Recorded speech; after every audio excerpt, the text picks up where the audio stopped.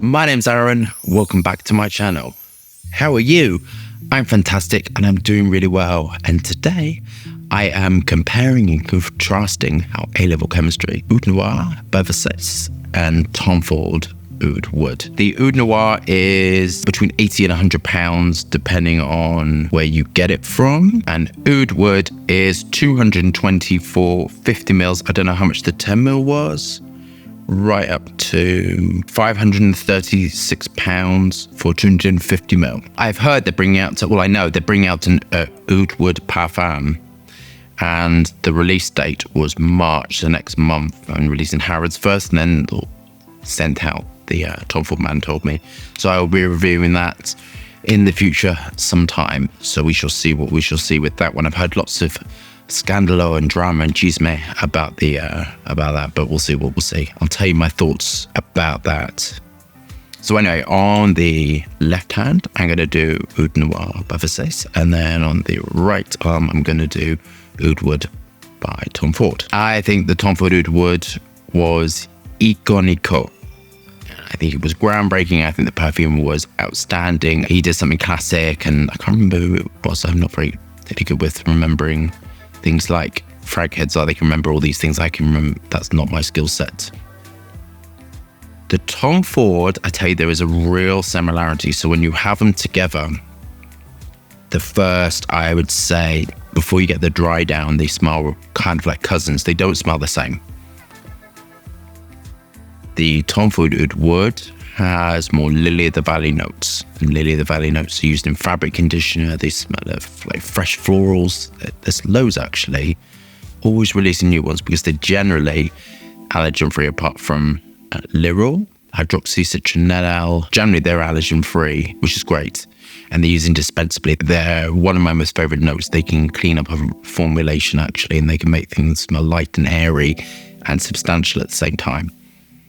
And the Lily of the Valley notes, you generally never ever apply one on their own within a formulation. Never really. You always, when you start getting more advanced in perfumery, things are more advanced smelling and smell more. It's quite a complex thing to explain. The more raw materials within the same classification, so Lily of the Valley raw materials, when you have your Lily of the Valley accord in differing amounts and you have your musk accord, it makes a formulation smell more simplistic and you get a better dry down.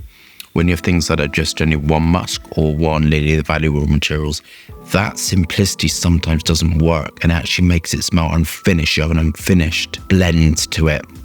And generally the more of these hidden raw materials that people will be unaware of that are in a formulation, the more blended it smells. These hidden things blend a formulation, make it smell complete. You have more of a story. Generally, the best smelling fragrances have more accords going on. There are absolutely more and more accords going on. There's generally never one or two things. Sometimes, but they don't generally do that thing. Last week, I was working in the factory and we had somebody come in and I was testing the floor fragrances out on people who were just about to release. And when I test things directly on people, I never say anything. I just sort of say, it's a floor fragrance. So this is our fresh floor fragrance. I never say the name. The name is my favorite thing. And this is this other fragrance, and this is the tuberose fragrance, and this is the this. So that's what I do. And I look at people's eyes, which is hard if you're on the autism spectrum. So, and I watch, because if it's got that thing, it's something subconscious happens and the pupils dilate, and the way they act, the body language becomes excited. It's an uncontrollable thing. And with one of the fragrances, you'll know the name. It has all the hair care attached to it. It's really nice lady. She sprayed it and her partner was sort of eating her neck. And I was watching this and feeling a little bit like, oh my God, this is like a little bit awkward. But that subconscious thing is kind of really what I've noticed that I was really unaware from. And I've been watching people. That goes back to the blend, and that goes back to the raw materials that are used that have a synergistic effect. Absolutely happens with musk, but it also happens with Lily of the Valley raw materials. Many apologies for my babbling. So Tom Ford, the Oud Wood, has the Lily of the Valley raw materials, a nudge musk to smooth this out, and the ethylene brassylate to sort of give it that velvety, so slightly vanilla-y oriental finish with Caphalis and Cashmeran give it that oriental feel with the cedarwood patchouli. As I just did the review on this. But smelling them side to side, there's a similarity, but there is enough difference to be cousins at the party. The oud wood family. I love oud wood. I used to wear it, but it never lasted on me. It was always very bright and airy. Didn't last very long. I sort of thought in the future maybe I should do my take on it. Make it really monstrous, long lasting.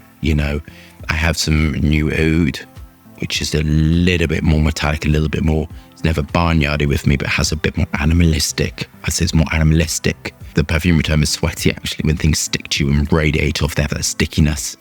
So a little bit more. I thought maybe I should, and then I kind of thought, oh no, I don't think I can. All that self-doubt and all the rest of it. Anyway, but this smells like that. And I think that's absolutely fine to have a fragrance which is similar but different. This is much more peppery. This is much more heavy, but this is more radiant and this is more light. Kind of what I would do is I'll buy both and I would layer them, because when you layer them, I think you would get the best of both worlds. And I think you would have the radiance of the Tom Ford with the sort of the heaviness, metallic nature of the Oud Noir by Versace. I prefer them kind of both. I don't think you could, it'd be really unfair to rate them because they're kind of not clones of each other. They're kind of cousins at the Oud Wood family reunion. If I'm gonna pick one, I love oud wood because it's light. I love the cleanness and the lightness with it. I think it's really appealing, but it's kind of fading off. This one's a monster, so this one's heavy duty oriental. I think if this was an oriental, I think this is the light oriental, if that kind of makes sense. I think this one's better for if you can't get fragrances to stick. And I think for winter, for the darkness, for sort of when you want to have that sort of energy, and I think oud wood's a signature fragrance that's suitable for all occasions. I'm excited to get the Parfum to see. Apparently it is like what oud wood used to be like years ago. That's what I've heard. But the oud wood Intense, I really couldn't stand. That was like not good at all. And I always said that if they were going to do a Parfum, they should take this and make it more intense. They shouldn't alter it because it's a really great formulation. That's personally what I would do. Many apologies for the babbling, but some of you like that.